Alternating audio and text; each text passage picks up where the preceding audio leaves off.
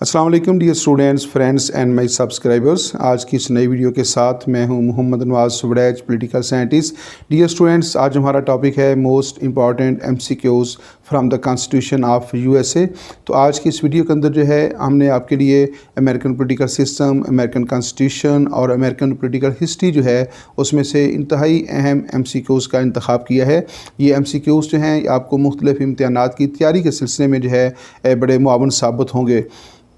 चाहे आप सीएसएस के इम्तिहान के लिए जा रहे हैं, पीएमएस का इम्तिहान देना है, पब्लिक सर्विस कमीशन का कोई भी आपने एग्ज़ाम देना हो, या फिर आप एनटीएस के इम्तिहान की तैयारी कर रहे हैं, या आप पॉलिटिकल साइंस के अलावा जो है आप एमए हिस्ट्री या इंटरनेशनल रिलेशन के स्टूडेंट हैं, तो यकीनन जो है इस वीडियो के ज़रिए जो है आपको ज़रूर जो है अपने इम्तिहानात की तैयारी में जो है वो बड़ी मुआवनत मिलेगी। आइए इस वीडियो का बाकायदा तौर पर आगाज़ करते हैं।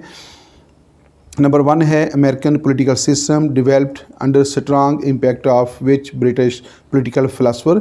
तो जो अमेरिकन पॉलिटिकल सिस्टम है वो कौन से बरतानवी सियासी मुफक्कर के सियासी नज़रियात और ख़यालात जो हैं उनके ज़ेर असर जो है वो परवान चढ़ा है या उसकी नशोनुमा हुई है।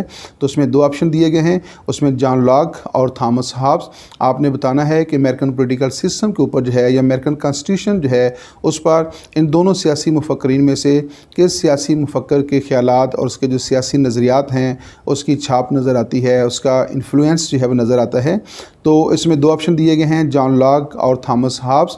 तो इसका दुरुस्त जवाब है जॉन लॉक। तो जॉन लॉक के जो सियासी नज़रियात हैं उन्होंने अमेरिकन कॉन्स्टिट्यूशन को या जो अमेरिकन कॉन्स्टिट्यूशन को जो लोग तश्कील कर रहे थे उनके ऊपर जो है उन्होंने गहरे असरात मुरतब किए, और अमेरिकन कॉन्स्टिट्यूशन जो है यकीनन जॉन लॉक के सियासी नज़रियात से मुतासर नज़र आता है। नंबर 2 है the day of independence of USA is celebrated on which date. America का जो यौम आज़ादी है वो कब मनाया जाता है? 4 जुलाई और 4 अगस्त। तो आपने बताना है कि अमेरिका का जो यौम आज़ादी है वो 4 जुलाई को मनाया जाता है या फिर 4 अगस्त को। तो इसका दुरुस्त जवाब है कि अमेरिका का जो यौम आज़ादी है वो 4 जुलाई को जो है वो सेलिब्रेट किया जाता है।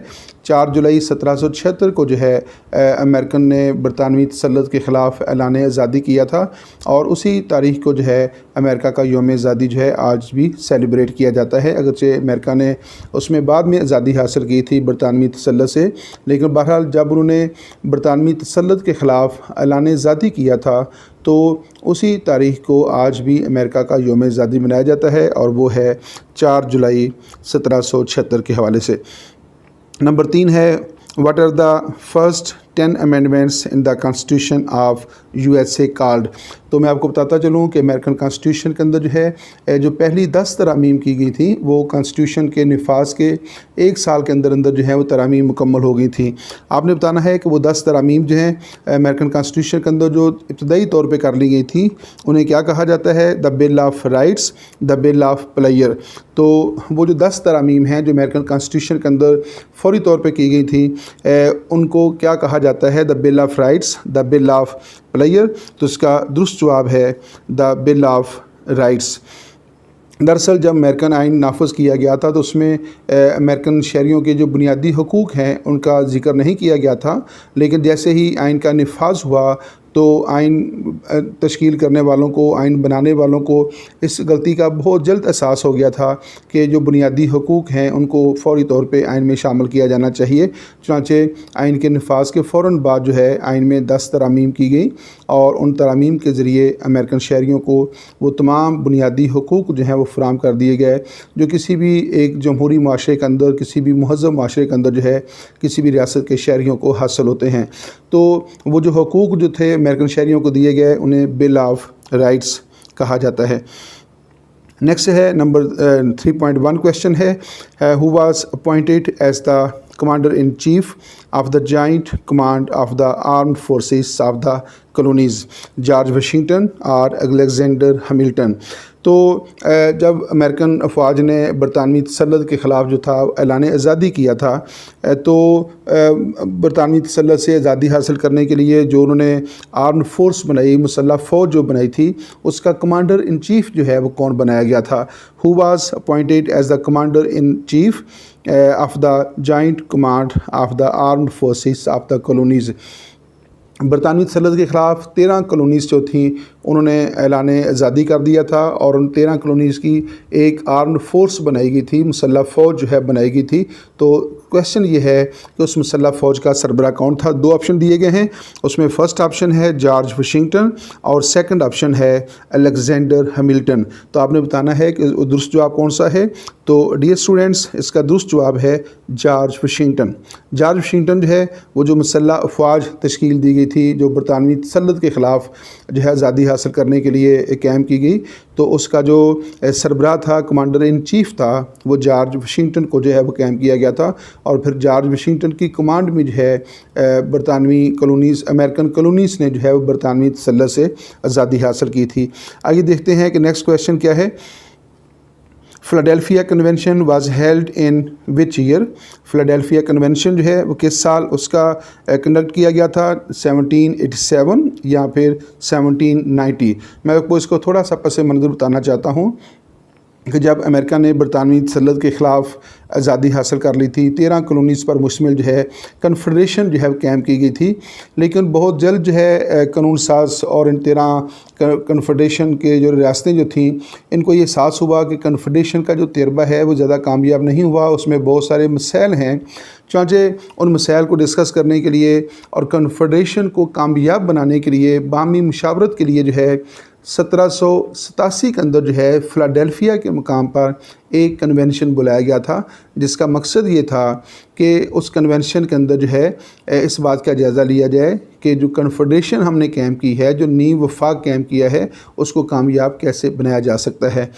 लेकिन जब वो कन्वेंशन शुरू हुआ तो उस कन्वेंशन के अंदर जो है बात जो थी, उसका रुख जो था थोड़ा सा तब्दील हो गया और ये तय किया गया कि क्यों ना हम कन्फेडरेशन को ख़त्म करके एक फेडरेशन कैम कर लें, यानी नींव वफाक को ख़त्म करके वफाक कैम कर लें। तो सवाल ये है, Philadelphia convention was held in which year, तो ये किस साल मुनक्कद हुआ था। तो इसमें फ़र्स्ट ऑप्शन इस्तेमाल होगा 1787। 1787 को जो है फ़िलाडेल्फिया के मुकाम पे ऊपर जो है ये कन्वेंशन मुनक्कद हुआ था, जिसमें 13 रियासतों के 55 मेंबर जो थे, 13 रियासतों के 55 नुमाइंदे जो थे, उन्होंने शिरकत की थी। नंबर 5 है, how many representatives participated in Philadelphia convention in 1787। 55 representatives and 155 representatives। तो 1787 के अंदर जो है फ़िलाडेल्फिया के अंदर जो है जो कन्वेंशन बुलाया गया था, जिसका मकसद ये था कि नींव वफाक को यानी कन्फेडरेशन को जिन मसाइल का सामना है, उन मसाइल को किस तरह हल किया जा सकता है और कन्फेडरेशन को कैसे कामयाब बनाया जा सकता है। तो उसमें 13 रियासतों के कितने नुमाइंदों ने शिरकत की थी, तो उसका दुरुस्त जवाब है 13 रियासतों के 55 नुमाइंदे जो हैं, 55 मेंबर जो थे, उन्होंने उसके अंदर पार्टिसिपेट किया था। और फिर नेक्स्ट जो है इसमें ये तय पाया कि हम नींव वफाक की बजाय क्यों ना वफाक जो है वो कैम कर लें। नंबर 6 क्वेश्चन है, the house of representatives was elected in 1789 1799। तो जब 1789 के अंदर जो है 1789 को जो है यूनाइटेड स्टेट्स ऑफ अमेरिका के नाम से एक नई रियासत का क़याम अमल में लाया गया। तो सवाल ये है कि उसमें हाउस ऑफ रिप्रेजेंटेटिव्स जो है, जो अमेरिकन कांग्रेस है, उसका जो लोअर हाउस है, उसका क़याम कब अमल में लाया गया था। उसमें 2 ऑप्शन दिए गए हैं, 1789 और 1799। तो उसमें दुरुस्त ऑप्शन है 1789। लेकिन इसमें मैं एक अजाफी बात बताना चाहता हूँ, वो ये है कि आगाज़ में जो है जब अमेरिकन कांग्रेस का क़याम अमल में लाया गया 1789 को, तो जो हाउस ऑफ रिप्रेजेंटेटिव्स था, जो अमेरिकन कांग्रेस का लोअर हाउस है, उसके अरकान की जो कुल तादाद थी वो 65 थी। 65 क्या है, हाउस ऑफ रिप्रेजेंटेटिव्स जो है उसके अरकान की ये इब्तदाई तादाद थी। लेकिन आजकल जो है अमेरिकन कांग्रेस का जो लोअर हाउस है, जो हाउस ऑफ रिप्रेजेंटेटिव्स कहलाता है, उसके अरकान की तादाद जो है वो 435 है। तो ये आपने याद रखना है। आगाज़ में इसके अरकान की तादाद 65 थी, जो आज बढ़कर जो है 435 तक जो है पहुँच चुकी है। नेक्स्ट है the new constitution of USA was enforced on. America का जो नया आइन था वो कब जो है उसको नाफज किया गया था। तो there are two options about this, 4 March 1789 and 4 July 1789। तो अमेरिका का जो मौजूदा आइन है जो इस वक्त अमेरिका में राज है, इसका निफाज कब अमल में लाया गया था। तो उसमें 2 ऑप्शन दिए गए हैं, 4 मार्च 1789 को और 4 जुलाई 1789 को। तो इसमें दुरुस्त ऑप्शन जो है वो है 4 मार्च 1789। तो अमेरिका का जो मौजूदा आइन है वो 4 मार्च 1789 को जो है नाफज किया गया था। तो इससे आप अंदाज़ा लगा सकते हैं कि अमेरिकन आइन को नाफज हुए हुए कमोबेश 230 साल का अरसा जो है वो होने को है। तो ये दुनिया का कदीम तरीन जो है तहरीरी आइन है जो अमेरिका में इस वक्त राज है। इस हवाले से कहा जाता है कि अमेरिकन आइन जो है वो एक अजूबे की तरह है, वंडर्स ऑफ द वर्ल्ड के अंदर जो है शुमार होता है। और ये 230 साल से जो है अमेरिका की जो सियासी, इंतज़ामी और जो दीगर ज़रूरियात हैं उनको बड़े अहसन तरीके से पूरी कर रखा है। नंबर 8 है the first president of USA George Washington took oath of office on. America के जो पहले प्रेसिडेंट थे जो जॉर्ज वाशिंगटन थे, और इसी की क़यादत में जो है अमेरिकन जो कॉलोनीज़ थी उन्होंने बरतानवी तसल्लुत से आज़ादी हासिल की थी। क्वेश्चन आपका ये है, the first president of USA George Washington took oath of office on 30 April 1789, 4 March 1789। तो अमेरिका के जो फर्स्ट प्रेसिडेंट थे जो जॉर्ज वाशिंगटन थे, उसने अपने ओहदे का हल्फ कब उठाया। तो उसने हल्फ जो है वो 30 अप्रैल 1789 को जो है अपने ओहदे का हल्फ उठाया था। और जो नीचे डेट लिखी हुई है 4 मार्च 1789, तो उस रोज़ जो है अमेरिका का नया आइन जो है वो नाफज किया गया था। तो फिर 30 अप्रैल 1789 को जो है अमेरिका के पहले प्रेसिडेंट जॉर्ज वाशिंगटन ने जो है वो अपने ओहदे का हल्फ उठाया था। नेक्स्ट क्वेश्चन है number 9, the constitution of USA consisted of how many articles. America का जो आइन है वो कितने आर्टिकल्स पर मुश्तमिल है। The constitution of USA consisted of how many articles, 1 preamble and 7 articles, 1 preamble and 100 articles. तो इसमें 2 ऑप्शन दिए गए हैं। इसमें दुरुस्त ऑप्शन जो है वो है अमेरिकन कॉन्स्टिट्यूशन जो है वो 1 प्रीएम्बल एंड 7 आर्टिकल्स पर मुश्तमिल है। इस एतबार से ये दुनिया का इंतहाई मुख्तसर आइन है, शार्टिस्ट कॉन्स्टिट्यूशन ऑफ द वर्ल्ड शुमार होता है कि ये सिर्फ 7 आर्टिकल पर मुश्तमिल है। अमेरिका इस वक्त 50 इकाइयों का वफाक है, दुनिया का सबसे बड़ा वफाक है, लेकिन उसका जो कॉन्स्टिट्यूशन है वो सिर्फ और सिर्फ 7 आर्टिकल्स पर मुश्तमिल है। इसके मुकाबले में अगर पाकिस्तान को देखें तो उसका आइन जो है वो 280 दफ़ात पर मुश्तमिल है, और अगर इंडियन कॉन्स्टिट्यूशन को देखें तो 395 दफ़ात पर मुश्तमिल है। तो आप अंदाज़ा लगा सकते हैं कि अमेरिकन आइन कितना मुख्तसर है और इसके मुकाबले में जो दीगर ममालिक हैं उनके दसातीर कितने तफसीली हैं। और इससे भी ज़बरदस्त बात यह है कि इंतहाई मुख्तसर आइन होने के बावजूद अमेरिकन आइन के अंदर अब तक सिर्फ 27 तरामीम 27 अमेंडमेंट्स हैं वो हो चुकी हैं। नेक्स्ट क्वेश्चन है number 10, according to the constitution of USA sovereignty belongs to Congress and people. तो आपने बताना है कि अमेरिकन कॉन्स्टिट्यूशन के मुताबिक जो सॉवरेनिटी है वो बिलोंग टू कांग्रेस और बिलोंग टू पीपल। तो अमेरिकन आइन के मुताबिक है जो सॉवरेनिटी है वो अवाम के पास है या फिर वो अमेरिकन कांग्रेस के पास है। तो इसका दुरुस्त जवाब है the people of the USA. American आइन के मुताबिक सॉवरेनिटी जो है that belongs to the people of USA, लेकिन ये बात भी याद रखिएगा कि बरतानवी आइन के मुताबिक जो है जो सॉवरेनिटी है that belongs to British parliament. तो वहाँ पे वो पार्लियामेंट के पास है, लेकिन अमेरिकन कॉन्स्टिट्यूशन के मुताबिक जो है जो सॉवरेनिटी है डेट बिलोंग्स टू पीपल। इस हवाले से अगर हम ये कंपैरिजन करें तो कौन सा कॉन्स्टिट्यूशन जो है वो ज़्यादा डेमोक्रेटिक है, तो किसी भी इंस्टीट्यूशन का अगर हमने ये जायज़ा लेना हो कि वो किस हद तक डेमोक्रेटिक है तो उसमें ये देखा जाता है कि उसका आवाम के साथ बरह रास्त कितना तल्लुक़ है। यकीनन अमेरिकन कॉन्स्टिट्यूशन जो है वो ज़्यादा डेमोक्रेटिक है क्योंकि अमेरिका के अंदर जो सॉवरेनिटी है, जो इक़्तिदार आला है, उसको आवाम के सुपुर्द किया गया है, जबकि बरतानिया के अंदर जो है सॉवरेनिटी बरतानवी पार्लियामेंट के पास है, तो इस वाले से अमेरिकन कॉन्स्टिट्यूशन जो है वो ज़्यादा डेमोक्रेटिक है। नंबर 11 है, according to the division of powers USA has which form of government? Unitary form of government or federal form of government? There are two forms of government according to the division of powers. The first one is called unitary form of government and the second one is called federal form of government. तो आपने बताना है कि तकसीम अख्तियारात के अतबार से according to the division of powers America के अंदर कौन सा कॉन्स्टिट्यूशन है। मैं आपको बताना चाहता हूँ मुख्तसर तौर पे कि ऐसा निज़ाम जिसमें हुकूमत करने के तमाम अख्तियारात जो हैं वो सेंट्रल गवर्नमेंट के पास होते हैं, उसको यूनिटरी फॉर्म ऑफ गवर्नमेंट कहते हैं। और ऐसा निज़ाम हुकूमत जिसमें हुकूमत करने के अख्तियारात को एक सेंट्रल गवर्नमेंट और चंद जो फेडरेटिंग यूनिट्स होते हैं उनके दरमियान तकसीम कर दिया जाता है, ऐसे निज़ाम हुकूमत को फेडरल फॉर्म ऑफ गवर्नमेंट कहते हैं। तो according to the division of powers USA has which form of government? The answer is federal form of government. According to the division of powers America has federal form of government. तो America में वफाकी निज़ाम हुकूमत है और अमरीकी वफाक इस वक्त दुनिया का सबसे बड़ा वफाक है जो कि 50 इकाइयों पर मुश्तमिल है। नंबर 12 है, the Congress of USA consist of how many chambers? American Congress जो है, जो अमेरिका की लेजिस्लेचर है, आपने बताना है consist of how many chambers. तो अमेरिकन कांग्रेस कितने चैम्बर्स पर जो है वो मुश्तमिल है?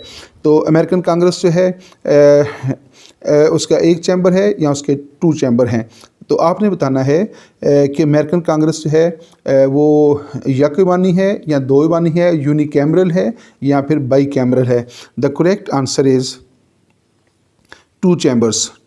The lower chamber of American Congress is House of Representatives and the upper chamber of the American Congress is Senate।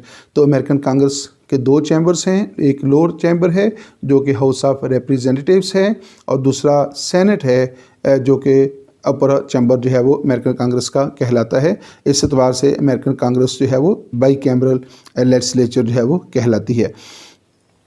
12 question है, what is the name of lower chamber of American Congress? यहाँ पे एक जोक हो गया है, लतीफ़ा हो गया है, बड़ा दिलचस्प है, आपकी नज़र यकीनन इसके ऊपर पड़ी होगी।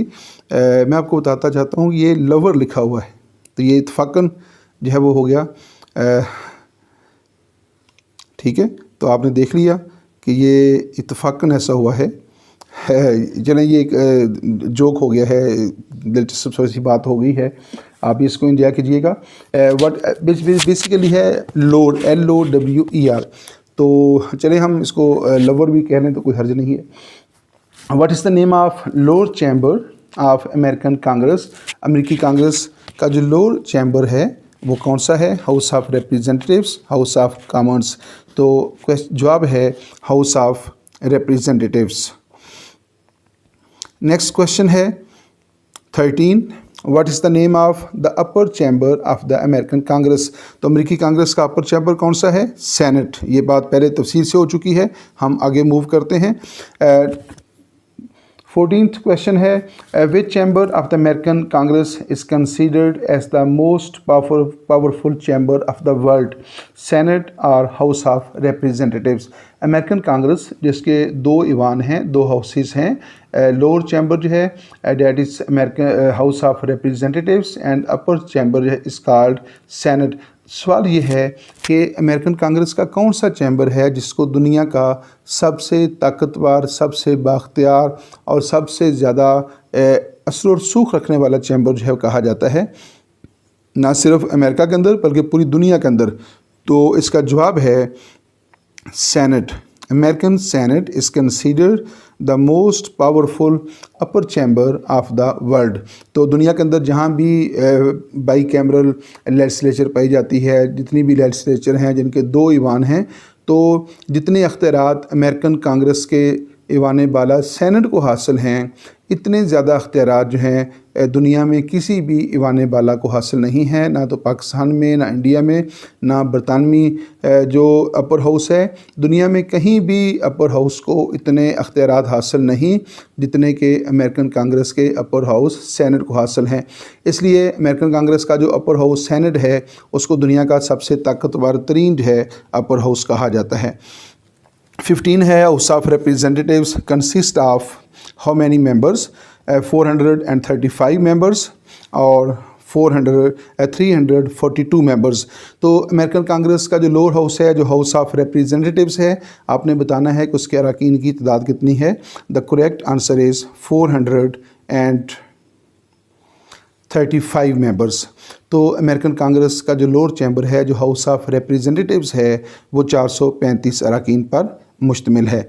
नेक्स्ट है the house of the senate consist of total members. तो सेनेट जो है उसके अरकान की तादाद कितनी है, तो वह है 100। याद रखिएगा कि अमेरिकन कांग्रेस का जो अपर हाउस है, जो सेनेट है, उसके अरकान की कुल तादाद 100 है और उसमें तमाम वफाकी इकाइयों को, अमेरिकन रियासतों को बराबरी की बुनियाद पर नुमाइंदगी दी जाती है। हर रियासत जो है उसको सेनेट में 2 मेंबर जो है भेजने की इजाज़त है, जबकि लोअर हाउस जो होता है, जो अमेरिका का हाउस ऑफ रिप्रेजेंटेटिव्स है, उसमें रियासतें आबादी के अतबार से जो है वो अपने नुमाइंदे भेज सकती हैं। नेक्स्ट क्वेश्चन है 17th judicial review is the power of which organ of government? There are 3 organs of government. The first one is American Congress, the second is President and the third is supreme court. तो आपने बताना है कि हुकूमत के जो 3 शोबे हैं, Congress, president and supreme court, उन तीनों में से जो है कौन से शोबे को जुडिशियल रिव्यू का अख्तियार हासिल है। Judicial power is the power of judicial review is the power of which organ of the government.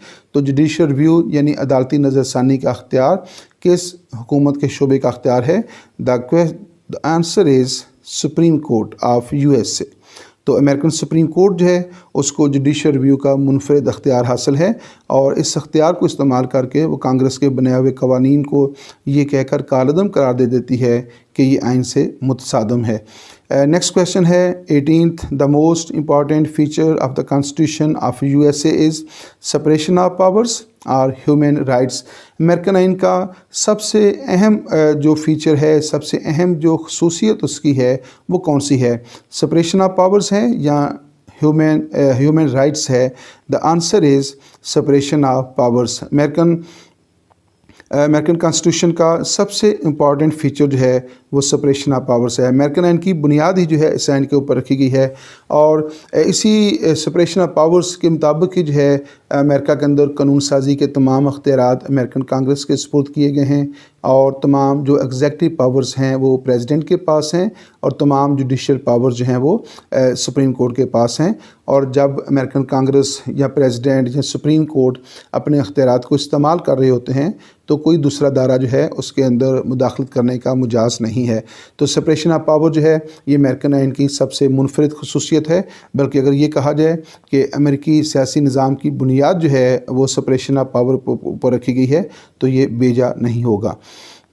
Next है 19th question, a candidate for the office of USA president should not be less than years.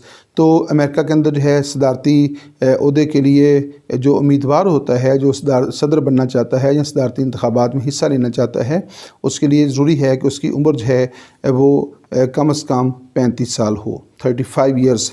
He should not be less than 35 years.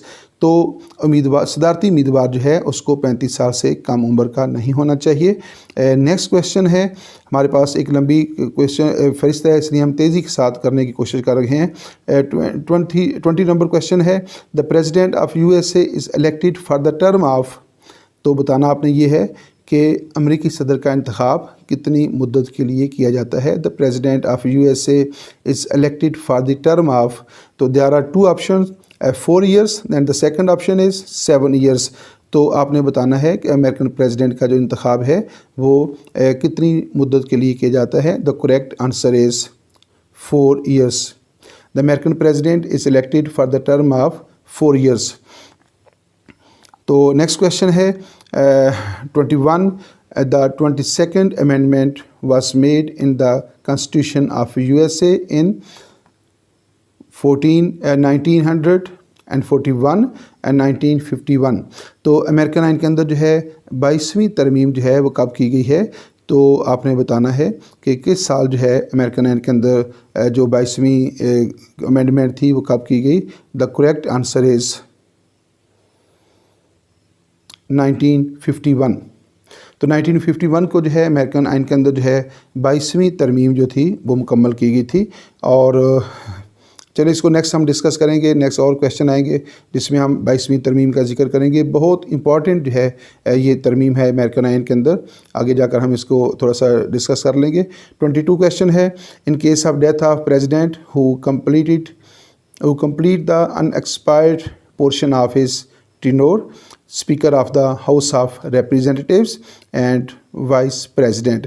Question है, in case of death of president, अगर American president जो है वो अपने ओहदा सदारत के दौरान जो है उसकी डेथ हो जाती है, तो who complete the unexpired portion of his tenure, तो उसकी जो बखिया मुद्दत होती है उसको कौन पूरी करता है। मसलन अमेरिकन सदर जो है अपने इंतखाब होने के बाद अगर 1 साल उसने सदारत कोहदे के ऊपर फैज़ रहा, उसके बाद उसका इंतकाल हो गया, तो उसकी जो बकिया 3 साल की मुद्दत है उसको कैसे पूरा किया जाता है। तो उसमें 2 ऑप्शन दिए गए हैं। उसकी बकिया मुद्दत पूरी करता है speaker of the house of representatives और vice president. The correct answer is vice president. ऐसा होता है कि जब अमेरिका के सदर का इंतखाब होता है तो सदर के इंतखाब के साथ ही एक वाइस प्रेसिडेंट जो है उसको भी मुंतखब किया जाता है। सदर जो है मुंतखब होने के बाद वो अमेरिका में हेड ऑफ़ द स्टेट और हेड ऑफ़ द गवर्नमेंट के फ़रज़ सर अंजाम देता है, जबकि जो वाइस प्रेसिडेंट होता है वो मुंतखब होने के बाद वो अमेरिकन सेनेट जो है, जो अमेरिकन कांग्रेस का अपर हाउस है, उसकी सदारत के फ़रज़ सर अंजाम देता है। लेकिन अगर सदर जो है वो उस 4 साल मुद्दत के अंदर रिज़ाइन कर दे, उसकी डेथ हो जाए या थ्रू इम्पीचमेंट जो है उसको टर्मिनेट कर दिया जाए, तो फिर उसकी बकिया मुद्दत जो है वो वाइस प्रेसिडेंट ऑफ सेनेट जो है वो पूरी करता है। नेक्स्ट देखते हैं 23 क्वेश्चन है, according to the constitution the number of elections of each state shall be equal to the number of states representatives in the House of Representatives and Congress। दोबारा देखिएगा, अकॉर्डिंग टू द कॉन्स्टिट्यूशन यानी आइन के मुताबिक the number of the electors of each state shall be equal to the number of states representatives in the. तो basically इस question के अंदर थोड़ा सा कन्फ्यूजन सा क्रिएट हो गया है। क्वेश्चन का ताल्लुक इस बात के साथ है कि अमेरिकन सदर के इंतखाब के लिए जो इलेक्टोरल कॉलेज बनाया जाता है, जो इंतखाबी अदारा बनाया जाता है, उसके अरकान की जो कुल तादाद है वो 538 है। क्वेश्चन ये है कि अमेरिकन कांग्रेस जो इंतखाबी अदारा है उसके अंदर अरकान की जो तादाद है, हर रियासत की इंतखाबी दायरे के अंदर कितनी नशिस्तें होती हैं। तो उसका जवाब है कि सवाल ये है कि इंतखाबी दायरे के अंदर हर रियासत की जो नशिस्तें हैं उनकी तादाद हाउस ऑफ रिप्रेजेंटेटिव्स की नशिस्तों के बराबर होती है या कांग्रेस की मजमूई नशिस्तों के बराबर होती है। तो जवाब इसका ये है कि इंतखाबी दायरे के अंदर जो है हर रियासत से इतने ही अरकान मुंतखब किए जाते हैं जितने अरकान उस रियासत से कांग्रेस के दोनों ईवानों के लिए मुंतखब किए जाते हैं। मसलन अगर एक रियासत की हाउस ऑफ रिप्रेजेंटेटिव्स के अंदर 20 नशिस्तें हैं और उस रियासत की सेनेट के अंदर 2 नशिस्तें हैं, तो ये कुल 22 बन जाती हैं।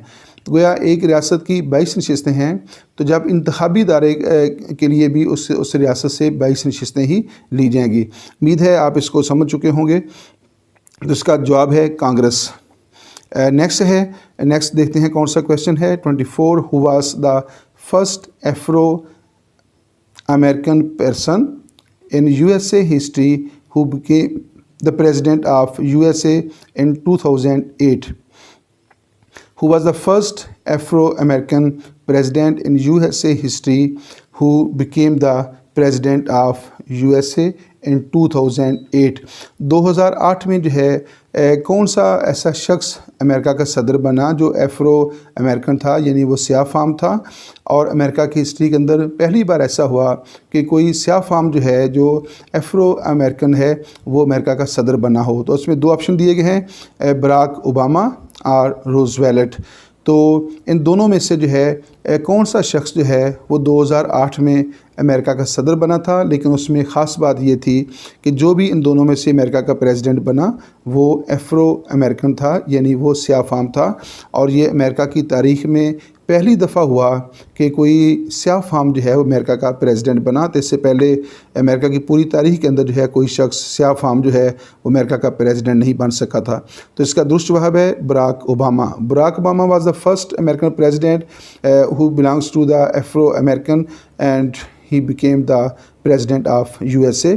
तो अमेरिका का ये पहला प्रेसिडेंट है जो कि स्याह फाम था, और अमेरिका की तारीख़ में इससे पहले या इसके बाद जो है कोई स्याह फाम सदर नहीं बना था। नेक्स्ट है बराक ओबामा, और उसके टेनोर है 2008 टू 2016, यानी 2008 से लेकर 2016 तक अमेरिका का प्रेसिडेंट रहा। वो री इलेक्ट भी हुआ था 2012 में। Was re elected at the president of USA in November 2012 and November 2016। Barack Obama जो है जो पहली दफ़ा 2008 में जो है अमेरिका का प्रेसिडेंट बना था, तो वो री इलेक्ट कब हुआ? तो इसका जवाब है 2012। तो अमेरिकन सदर का इंतखाब चूँकि 4 साल के लिए किया जाता है, तो 2008 में मुंतखब हुआ था, 2012 में उसकी टर्म पूरी होगी, तो अमेरिकन दूसरी बार भी इलेक्शन में हिस्सा ले सकता था, तो दूसरी बार भी मुंतखब हो गया और उसकी दूसरी टर्म जो है वो 2016 में पूरी हुई थी। And he remained president of USA for 8 years. Next है who became the president of USA after the death of USA president Roosevelt. Roosevelt जो है ये अमेरिका के एक बड़े तारीख साज प्रेसिडेंट रहे हैं। जब उनका इंतकाल हुआ तो उनकी जगह पे ऊपर जो है कौन सा शख्स जो है वो अमेरिका का प्रेसिडेंट बना था? तो मैंने आपसे पहले कहा, जब भी कोई अमेरिकन सदर जो है वो अपने ओहदा सदारत के दौरान उसकी डेथ हो जाती है, या वो थ्रू इम्पीचमेंट उसकी टर्मिनेशन हो जाती है, या वो ख़ुद जो है वो किसी वजह से रिज़ाइन कर देता है, या कोई भी उसके अंदर डिसएबिलिटी पैदा हो जाती है जिसकी वजह से वो फ़रज़ अदा नहीं कर पाता, तो फिर क्या होता है? फिर दोबारा इलेक्शन नहीं होता। इलेक्शन मुकर्रर मुद्दत के ऊपर होंगे, लेकिन उसकी बकिया मुद्दत जो है फिर जो है वो उसका नैब सदर पूरी करता है। तो उस वक्त जो है जब रूजवेल्ट जो है उसका 1945 के अंदर जो है इंतकाल हुआ था, तो उसके नैब सदर जो ट्रूमैन था उसने उसकी बकिया मुद्दत पूरी की थी। तो मैं आपको बताता चलूँ कि 1945 के अंदर जो है रूजवेल्ट जो है उसकी डेथ हो गई थी, और उसके बाद उसकी जो बकिया मुद्दत है जो कमोबेश 3 साल बनती थी वो ट्रूमैन ने जो है वो पूरी की थी। रूजवेल्ट के हवाले से जो है एक बहुत अहम दिलचस्प बात है, ये अमेरिका का वाहद प्रेसिडेंट है जो मुसलसल 4 बार अमेरिका का प्रेसिडेंट बना। मुसलसल 4 बार अमेरिका का प्रेसिडेंट बना। पहली बार ये 1932 के अंदर प्रेसिडेंट बना, फिर 1936 के अंदर दूसरी री इलेक्ट हुआ, फिर 1940 के अंदर जो है ये तीसरी बार अमेरिका का सदर बना, और 1944 के अंदर जो है ये चौथी बार जो है अमेरिका का प्रेसिडेंट जो है वो इलेक्ट हो गया था। तो मुसलसल 4 बार अमेरिका का प्रेसिडेंट मुंतखब होने का इसको एजाज़ हासिल है। इसके अलावा कोई और शख्स जो है अमेरिका का 2 बार से ज़्यादा प्रेसिडेंट नहीं बन सका। The lower house of the American Congress is elected for the term of 4 years and 2 years। तो अमेरिकन कांग्रेस का जो लोअर हाउस है जिसका नाम हाउस ऑफ रिप्रेजेंटेटिव्स है, क्वेश्चन ये है कि उसका इंतखाब कितनी मुद्दत के लिए किया जाता है? The correct answer is 2 years।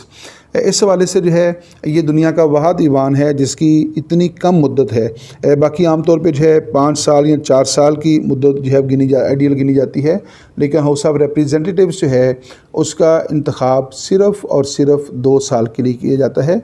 तो ये सबसे कम मुद्दत रखने वाला जो है वो ईवान भी शुमार होता है। नेक्स्ट है which organ of the USA government is considered as the guardian of the constitution. तो अमेरिकन गवर्नमेंट के जो 3 ऑर्गन्स हैं, कांग्रेस है, अमेरिकन प्रेसिडेंट है और अमेरिकन सुप्रीम कोर्ट है, तो इन तीनों में से जो है अमेरिकी आइन का मुहाफ़िज़, guardian of the American constitution यानी अमेरिकन आइन का मुहाफ़िज़ कौन से अदारे को ख्याल किया जाता है? वो अमेरिकन कांग्रेस है, वो अमेरिकन प्रेसिडेंट है, या फिर अमेरिकन सुप्रीम कोर्ट है? The correct answer is Supreme Court of USA। Supreme Court of the USA is considered as the guardian of the constitution. तो एक मैं जनरल सी आपको बात बताना चाहता हूँ कि जहाँ भी फेडरल फॉर्म ऑफ गवर्नमेंट होता है, जैसे पाकिस्तान में है, इंडिया में है, तो वहाँ पे सुप्रीम कोर्ट ही जो है वो आइन की मुहाफ़िज़ जो है वो डिक्लेयर की जाती है। तो अमेरिका में चूँकि वफाकी निज़ाम हुकूमत है, तो लिहाजा अमेरिका में भी जो सुप्रीम कोर्ट है उसको गार्डियन ऑफ द कॉन्स्टिट्यूशन जो है वो डिक्लेयर किया गया है। नेक्स्ट है 29 क्वेश्चन है, which organ of the government has the authority to explain the sphere of all branches of government. तो हुकूमत का कौन सा शोबा है, जो 3 शोबे मैंने आपको गिनवाए हैं, अमेरिकन कांग्रेस है, अमेरिकन प्रेसिडेंट है और अमेरिकन सुप्रीम कोर्ट है, इन तीनों में से कौन सा शोबा है जो हुकूमत के तमाम अदारों के दायरे कार का तयन करता है, उनके अख्तियारात का तयन करता है? तो उसका करेक्ट आंसर है supreme court. American Supreme court जो है ये इस बात का अख्तियार रखती है कि मुख्तलिफ़ अदारों के ये दायरा अख्तियार का जो है वो तयन भी करती है। नेक्स्ट है, द जजेस of Supreme Court of USA can retire if they like at the age of 65 years और 70 ईयर्स। तो अमेरिकन जो सुप्रीम कोर्ट है उसके जजों की जो तकर्री है वो अमेरिकन प्रेसिडेंट करता है, और अमेरिकन प्रेसिडेंट जो है वो जजों की तकर्री जो है वो अमेरिकन सुप्रीम कोर्ट के जजों की तकर्री जो है वो लाइफ टाइम होती है, ताहयात होती है। लेकिन उसमें एक रियायत दी गई है कि अमेरिकन सुप्रीम कोर्ट के वो जजेस जो 70 साल की उम्र को पहुंच जाते हैं और उसके बाद वो समझते हैं कि वो मज़ीद ज़िम्मेदारियाँ जो हैं वो सर अंजाम नहीं दे सकते, यानी वो बूढ़े हो गए हैं या उनको कोई और इशू लाहक हो गया है, तो फिर वो ख़ुद जो हैं 70 साल की उम्र में जो है वो सुप्रीम कोर्ट के से रिटायरमेंट जो है वो ले सकते हैं। तो आपने बताना ये है कि वो किस उम्र में ले सकते। मैंने बता दिया वैसे तो आपको पहले ही, तो उसका करेक्ट आंसर है 70 ईयर्स। जब सुप्रीम कोर्ट का कोई जज 70 साल को पहुंचता है, अगर वो ख़ुद चाहता है तो वो सुप्रीम कोर्ट से रिटायरमेंट जो है वो ले सकता है। नेक्स्ट है, द जजेस of the Supreme Court of USA are appointed by the president with the approval of. तो अमेरिकन सुप्रीम कोर्ट के जजों की जो तकर्री है वो अमेरिकन प्रेसिडेंट करता है, लेकिन इस सिलसिले में उसको किसकी अप्रूवल लेना पड़ती है, तस्दीक कहाँ से करवानी पड़ती है? तो उसमें 2 ऑप्शन दिए गए हैं, वाइस प्रेसिडेंट और सेनेट। तो अमेरिकन सदर जो है जब सुप्रीम कोर्ट के जजों की तकर्री करता है तो उसको सेनेट से जो है वो उसकी अप्रूवल लेना पड़ती है। बल्कि अमेरिकन सदर जितनी भी अपॉइंटमेंट्स करता है वो मुख्तलिफ ममालिक के अंदर सफ़ीरों की तकर्री करता है, वो जजेस की तकर्री करता है, या बहुत सारे दीगर अहम अहदेदारों की तकर्रियाँ करता है। तो इस सिलसिले में उसको सेनेट से जो है वो उसकी वेरिफिकेशन जो है वो लेनी पड़ती है, उसकी तस्दीक करवानी पड़ती है। नेक्स्ट है, pocket veto is the power of president of USA, chief justice of Supreme Court of USA। तो पॉकेट वीटो जो है ये किस अहम ओहदेदार का अख्तियार है? The correct answer is president of USA। मुख्तसर तौर पे सुन लीजिएगा, पॉकेट वीटो ये है कि अमेरिकन कांग्रेस जब किसी मसवदे की हतमी मंजूरी दे देती है तो उसकी मंजूरी के बाद जो है मसवदा सदर के पास आ जाता है। अगर सदर जो है मसवदे के ऊपर 14 दिन तक 14 डेज़ तक जो है वो दस्तखत ना करे, और इस दौरान जो है कांग्रेस का वो जो इजलास है जिसके अंदर वो मसवदा मंजूर हुआ होता है वो मुलतवी हो जाए, तो फिर वो मसवदा जो है वो रिजेक्ट ख्याल किया जाता है। सदर का ये इख्तियार जो है पॉकेट वीटो कहलाता है, इसको सस्पेंसिव वीटो भी कहा जाता है। नेक्स्ट है, pocket veto also means suspensive veto. तो यही अभी मैं आपको बता रहा था कि pocket veto also means suspensive veto. तो ये दुरुस्त है या फिर गलत है? 2 ऑप्शन दिए गए हैं, डेट इज़ ट्रू। तो पॉकेट वीटो जो है उसको सस्पेंसिव वीटो भी कहा जाता है। नेक्स्ट क्वेश्चन देखते हैं कौन सा है, 34, what does an American means. American यानी एक अमरीकी जो है, इसका मतलब क्या है? What does an American means? A new man, a new, A clever man. American को तो हम सब जानते हैं, हम पाकिस्तान का अमेरिका के साथ बड़ा एक्सपीरियंस है, हमारे ख़ित्ते पूरे ख़ित्ते के अंदर जो है अमेरिका के बहुत सारे इंटरेस्ट हैं। तो अमेरिकन कहते किसे हैं? अमेरिकन का मतलब क्या है? और जब कोलंबस ने जो है अमेरिका को दरियाफ़्त किया था 1492 में 1492 के अंदर जो है, तो उसने जब वापस स्पेन में रब्ता किया अपनी रियासत के अंदर, उसने क्या पैगाम क्या दिया था, तो उसने ये कहा था कि मैंने एक न्यू वर्ल्ड जो है वो दरियाफ़्त की है, नई दुनिया मैंने दरियाफ़्त की है। तो American means a new man, American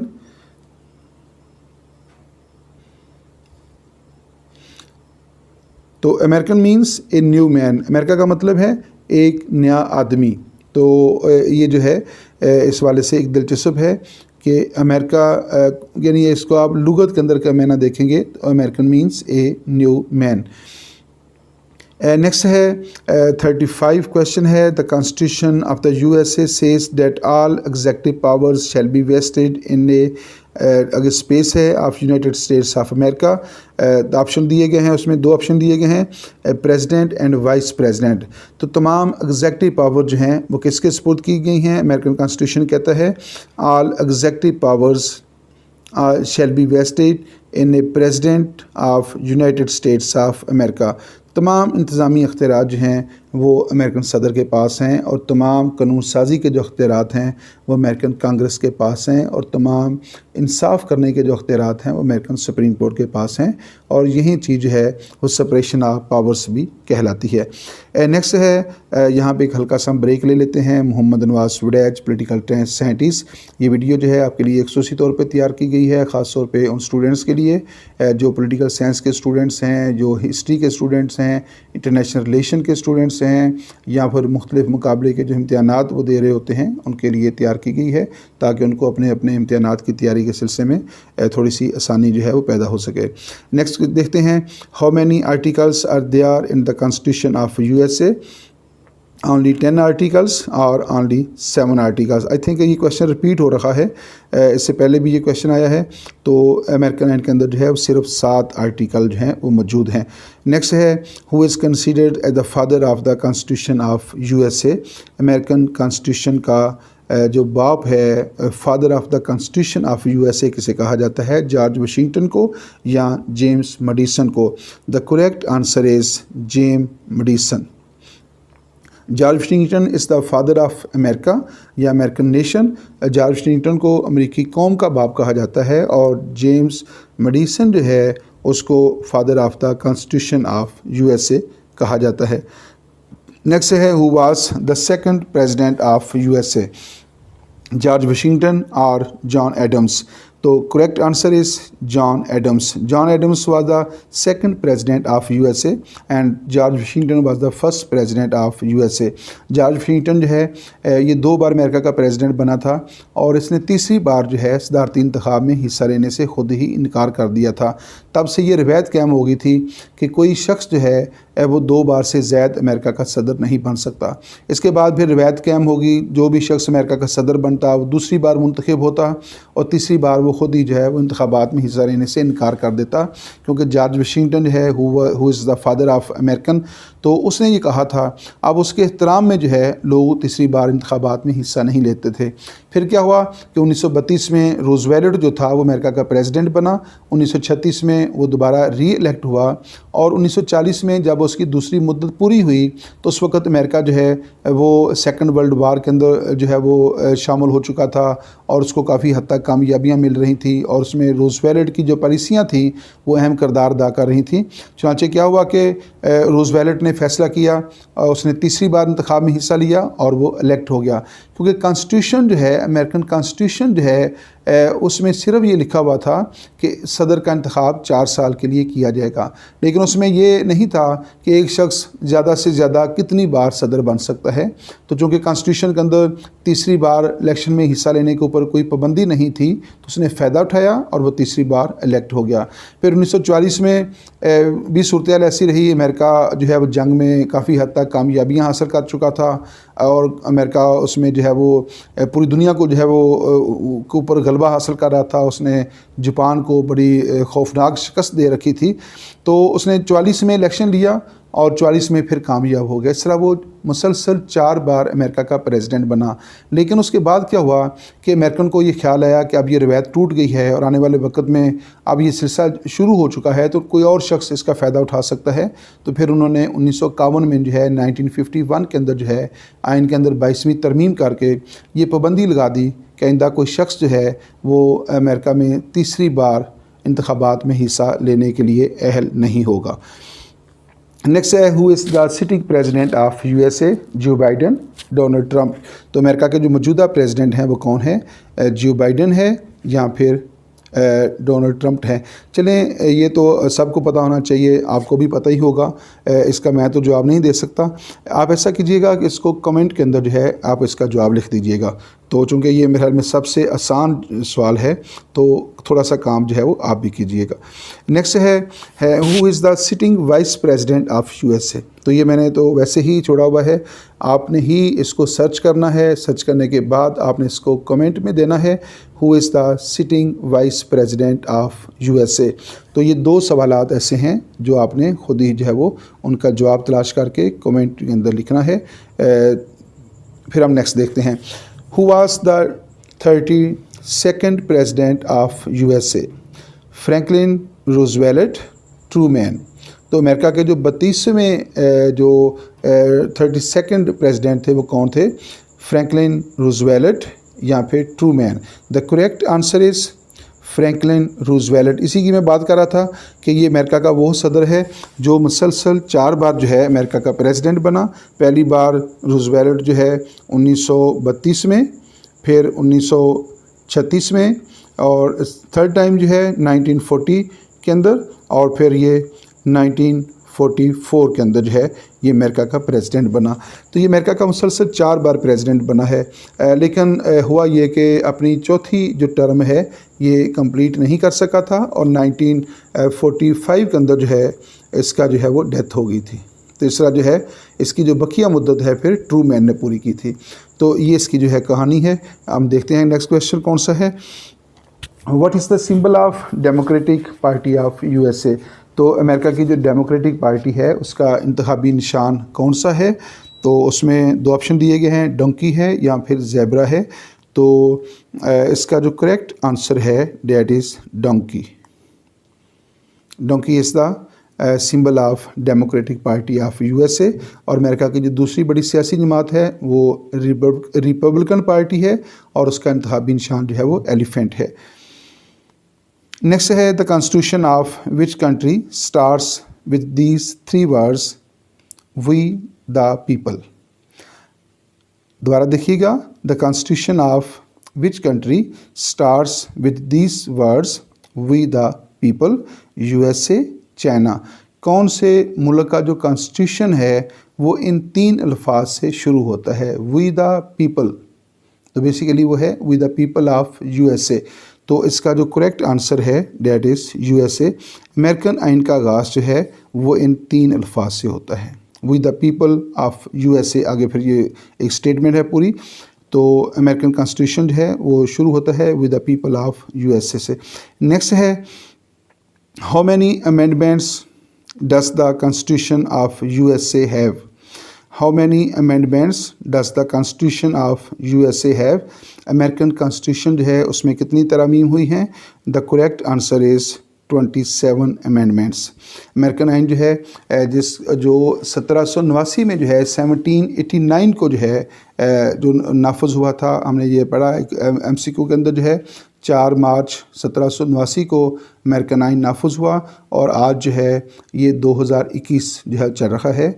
तो एक तवील अरसा जो है इसको बने हुए हो गया है, 200 साल और 230 साल के लगभग जो है अरसा बनता है और इसके अंदर सिर्फ आइन के अंदर 27 तरामीम जो है वो हुई हैं। इससे आप अंदाज़ा लगा सकते हैं कि अमेरिकन कौम का मिजाज कैसा है। और अमेरिकन आइन जो है जो सिर्फ 7 आर्टिकल पर मुश्तमिल है और वो किस हद तक जो है वो अमेरिकन की ज़रूरियात पूरी कर रहा है। एक बात ज़रूर इसमें नज़र आती है कि अमेरिकन जो हैं उन्होंने अपने आप को आइन के ताबे किया हुआ है। वो आइन को अपनी मर्ज़ी के मुताबिक नहीं बदलना चाहते, जैसा कि बदकिस्मती से हमारे यहाँ होता है कि जो भी गवर्नमेंट आती है वो आइन को जो है वो अपनी मर्ज़ी के मुताबिक ढाल लेती है। कभी उसमें 8वीं तरमीम आ रही है, कभी उसमें 17वीं तरमीम आ रही है, कभी 18वीं तरमीम आ रही है। तो अमेरिकन के अंदर जो है ऐसा नहीं होता। इंतहाई बुनियादी ज़रूरत के पेश नज़र ही आइन में तरमीम की जाती है और कोई भी गवर्नमेंट जो है वो अपनी ज़ाती ख्वाहिशात के लिए या अपने अख्तियारात में इजाफ़े के लिए या अपने आप को कोई ज़्यादा फ़ायदा पहुँचाने के लिए कभी उसने तरमीम नहीं की। तो हमारा प्रॉब्लम क्या है कि हम आइन को अपने ताबे रखते हैं, जबकि अमेरिकन जो है उसकी ख़ुसूसियत ये है कि वो अपने आप को आइन के ताबे रखते हैं। तो ये दो मुतज़ाद चीज़ें जो हैं वो दुनिया की जितनी भी तरक्की याफ़्ता अक़वाम हैं, जितनी भी तरक्की याफ़्ता अक़वाम हैं, उनके अंदर एक कॉमन चीज़ पाई जाती है कि वहाँ पे आइन सुप्रीम होता है और तमाम लोग जो हैं चाहे वो कोई भी हों वो आइन के ताबे होते हैं। वो आइन को अपनी मर्ज़ी के मुताबिक नहीं ढालते बल्कि अपनी मर्ज़ी को, अपनी ख्वाहिशात को आइन के ताबे रखते हैं। तो दुनिया की तरक्की याफ़्ता अक़वाम जो महज़्ज़ब अक़वाम हैं उनमें ये कॉमन करैक्टर जो है पाया जाता है। नेक्स्ट है 45 क्वेश्चन है, विच amendment of the constitution of USA abolished the slavery. तो अमेरिका के अंदर जो ग़ुलामी का निज़ाम था किस तरमीम के ज़रिए जो है उसको ख़त्म किया गया है। तो इसमें करेक्ट आंसर है 13th अमेंडमेंट 1865। तो 1865 के अंदर जो है 13वीं तरमीम के ज़रिए जो है अमेरिका से ग़ुलामी का निज़ाम जो था वो ख़त्म किया गया था। अमेरिका में जो 1861 से लेकर 1865 तक 64 तक जो सिविल वार लड़ी गई थी और उसके बाद फिर जो है अमेंडमेंट करके अमेरिका से स्लेवरी का निज़ाम ख़त्म किया गया था। नेक्स्ट क्वेश्चन है 46, the senators of USA now elected by the people and the state legislations. तो अमेरिकन सेनेट जो है उसके अरकान का इंतखाब किया जाता है through the people of USA या फिर स्टेट लेजिस्लेचर्स के ज़रिए। तो आगाज़ में जो है अमेरिकन सेनेट के जो अरकान होते थे उनको रियासती असम्बलियों के अरकान मुंतखब करते थे, लेकिन उसमें बहुत सारी कबाहतें थीं, बहुत सारे मसाइल थे। चुनांचे अमेरिका ने क्या किया कि सेनेटर्स का इंतखाब जो है वो बराह रास्त तरीक़ा इंतखाब के ज़रिए डिसाइड किया। अब अमेरिकन सेनेटर्स का इंतखाब अवाम बराह रास्त अपने वोटों से करते हैं। तो पहले क्या था, रियासती असम्बलियों के अरकान करते थे, जिस तरह पाकिस्तान में और इंडिया में रियासती असम्बलियों के अरकान सेनेटर्स का इंतखाब करते हैं, अपर हाउस का इंतखाब करते हैं। इस तरह अमेरिका में भी था, लेकिन अमेरिकन को कुछ मसाइल का सामना करना पड़ा तो उन्होंने क्या किया, इसको डायरेक्ट कर दिया।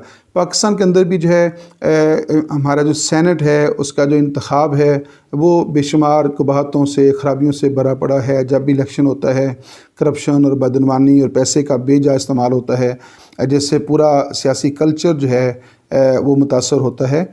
उसका एक हल ये है कि इस इलेक्शन को जो है वो इनडायरेक्ट की बजाय डायरेक्ट कर दिया जाए, तो फिर बड़ी हद तक जो है इन बातों पे काबू पाया जा सकता है। नेक्स्ट है 47, the constitutional convention met in Boston Philadelphia. ये बहुत इब्तिदा में हमने चीज़ें की थी, उससे रेलिवेंट क्वेश्चन आखिर में आ गया है। जो दस्तूरी कन्वेंशन था जिसके अंदर अमेरिकन का आइन जो है वो तश्कील दिया गया था, वो कन्वेंशन कहाँ पे हुआ था, बोस्टन के अंदर हुआ था या फिलाडेल्फिया के अंदर हुआ था? The correct answer is Philadelphia. और नेक्स्ट क्वेश्चन है 48, the president of the senate of USA is chief justice और वाइस प्रेसिडेंट। अमेरिकन सेनेट का जो सदर है या अमेरिकन सेनेट का जो सरबराह है वो कौन होता है? The correct answer is vice president of USA। मैंने पहले आपको बताया कि जब अमेरिका के सदर का इंतखाब होता है तो उसके साथ ही एक नैब सदर का इंतखाब भी अमल में लाया जाता है। अमेरिकन सदर मुंतखब होने के बाद वो हेड ऑफ़ द स्टेट और हेड ऑफ़ द गवर्नमेंट के फ़रज़ सर अंजाम देता है, जबकि जो वाइस प्रेसिडेंट होता है वो अपने मुंतखब होने के बाद वो हेड ऑफ़ द सेनेट के फ़रज़ सर अंजाम देता है, वो सेनेट की सरबराही के फ़रज़ सर अंजाम देता है। और अगर सदर जो है वो 4 साल की टेन्योर के अंदर उसका इंतकाल हो जाता है या उसकी टर्मिनेशन डिमोशन हो जाती है, या वो रिज़ाइन दे देता है, या कोई और उसके अंदर डिसेबिलिटी पैदा हो जाती है और उस डिसेबिलिटी की वजह से जो है वो अपने फ़रज़ सर अंजाम देने से जो है वो इस काबिल नहीं रहता, तो फिर जो नायब सदर है, जो सेनेट का सरबराह भी है, वो सदारत के फ़रज़ जो है वो सर अंजाम देने लगता है। नेक्स्ट है 49 the executive office of the president of USA is called blue palace और वाइट हाउस। अमेरिकन सदर का जो एग्जीक्यूटिव ऑफिस है वो क्या कहलाता है? वो कहलाता है वाइट हाउस। तो अमेरिकन सदर की जो सरकारी दफ्तर है या सरकारी उसकी जो रिहाइश है, that is called White House. और लास्ट क्वेश्चन है the book the American constitution was written by, तो उसमें दो ऑप्शन दिए गए हैं, लॉर्ड ब्राइस, बराक ओबामा।